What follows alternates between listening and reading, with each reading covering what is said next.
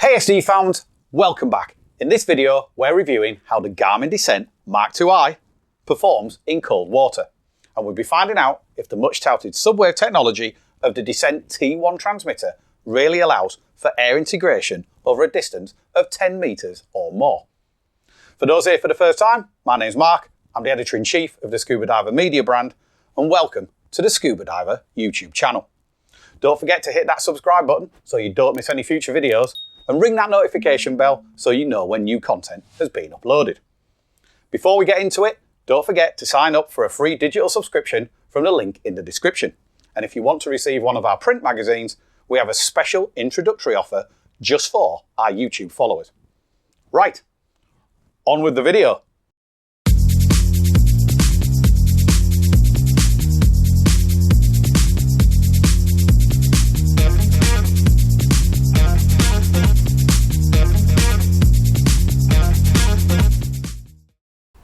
So, as you all know, if you have watched our video reviewing the Garmin Decesent MK2i dive computer, we think it is, quite frankly, a stonking piece of kit.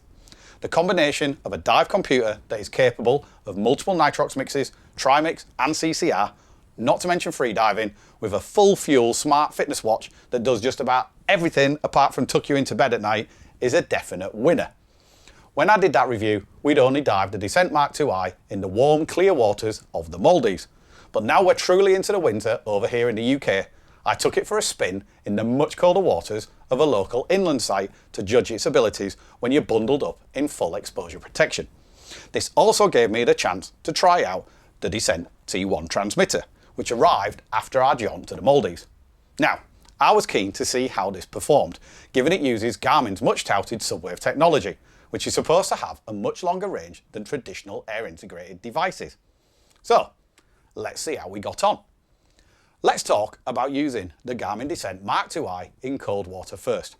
I was in my Otter Atlantic Kevlar dry suit, which is fitted with a Kubi dry glove system, but I also took it for a spin wearing 4th Element 4mm neoprene lobster mitts. In both instances, I had no trouble pressing the buttons on the Decesent MK2i to navigate through the menu on the surface before the dives or scroll through the dive screens during the dives. However, I found that Garmin's neat technology, which lets you cycle through the dive display simply by tapping on the screen, worked a treat in both pairs of gloves and was actually easier than using the buttons. Now, as I mentioned in my first review, the Decesent MK2i has both audible and vibration notification.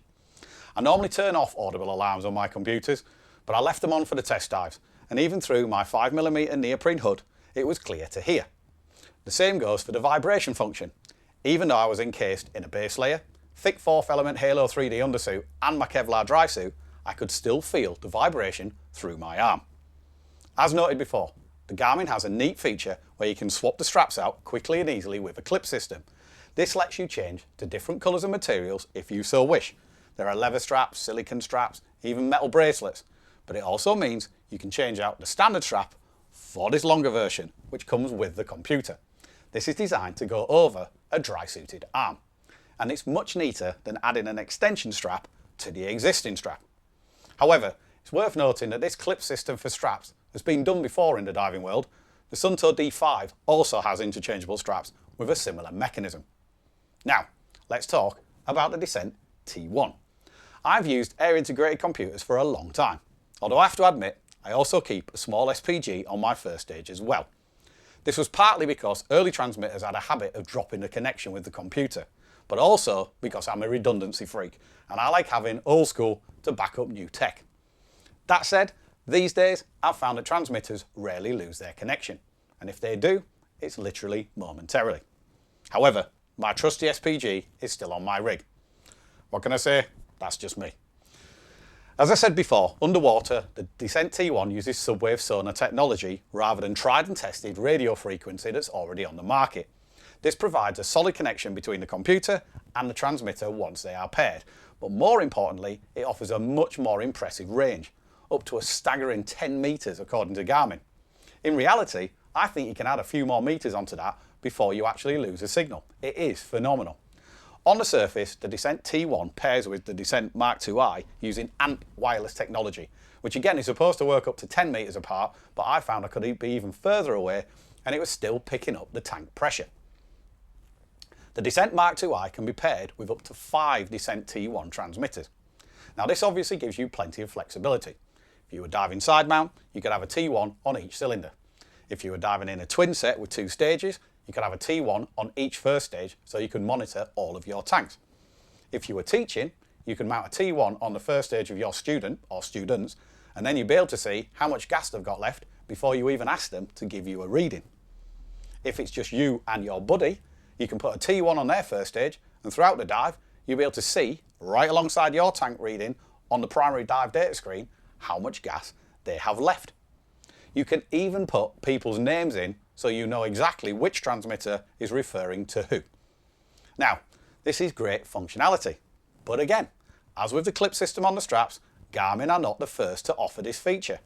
The venerable Scuba Pro Galileo Sol let you pair up to 4 transmitters, and while 3 of the tank designations were intended for use when you were diving with multiple cylinders yourself, the 4th was assigned to a buddy, and you were able to see their tank pressure on your main screen throughout the dive. You were not able to customise the name, they were just buddy on the screen, but still, the concept was there.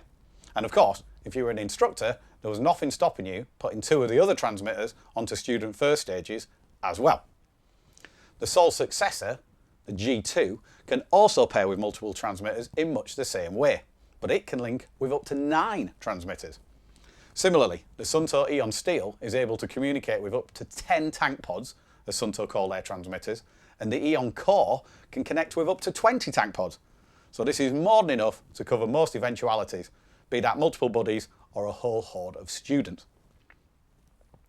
Where Garmin does stride out, down to the wire, is with that subwave technology. That ability is still able to connect to a transmitter that is 10 meters or more away from you is incredible, especially given that most normal radio frequency transmitters tend to lose their signal once you are 2 to 3 meters apart.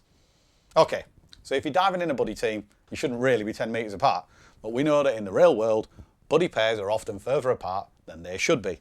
But with this technology, you should still be able to see their gas level, even if they have strayed a little ways away from you. If you were an instructor and you were working with students and a dive master or another instructor, and you were separated into 2 separate groups while running through some skills and drills, it would be handy to still be able to keep an eye on everyone's gas consumption. So, the Garmin Decesent Mark 2i, belting computer to use in cold waters as well. And the Decesent T1 transmitter's subwave technology really does give it a massive range underwater. Combine that information with everything we covered in the first review, and the Decesent Mark 2i puts forward a strong case for being the ultimate all-rounder, regardless of where in the world you are going diving. I am still getting to grips with all the smartwatch functionality even now, and I keep discovering new abilities all the time. I've yet to discover the tool that orders you an après-dive beer so it's waiting for you on the bar at the end of the day, but I'm sure it's in there somewhere. So, that's the Garmin Decesent Mark 2i, dived in cold water in full exposure protection, and the Decesent T1 transmitter given a proper workout. Are you diving a Mark 2i? How have you found it in colder waters? Leave your comments below, and if you have a question, fire away. If we can't answer, maybe someone in our community will be able to. Now remember, if you enjoyed this video, be sure to subscribe to our YouTube channel, and don't forget you can grab a free digital magazine subscription in the description below. As always, if you're going diving in the coming days, enjoy. Stay safe.